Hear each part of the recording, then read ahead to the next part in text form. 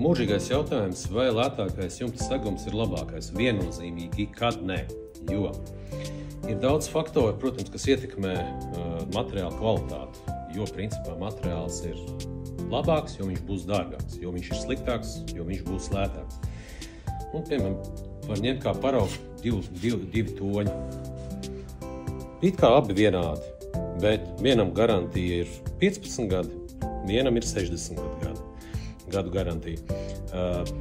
Kas šeit ir atšķirīgs? Tikai materiāla biezumā, aizsargslānī un krāsas biezumā. Jo mazāk pārklājums ir virsū, jo mazāk cinka pārklājums virsū, jo mazāk krāsojums virsū, jo materiālam garantija būs mazāka.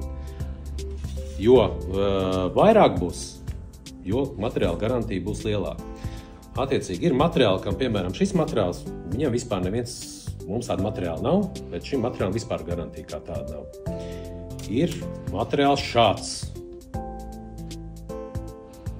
Tāds pats it kā liekas, bet viņam būs minimums 225 gramu cinka virsū un 35 mikronu krāsojums virsū. Viņam būs 15 gadu garantija. Un tad ir arī materiāli, kam ir kā lūk šis materiāls, viņam būs pat 60 gadu garantija. Tāpēc būtiski ir jautāt un prasīt, kāds pārklājums, cik daudz cinks, un tad jūs zināsiet, ko izvēlēties.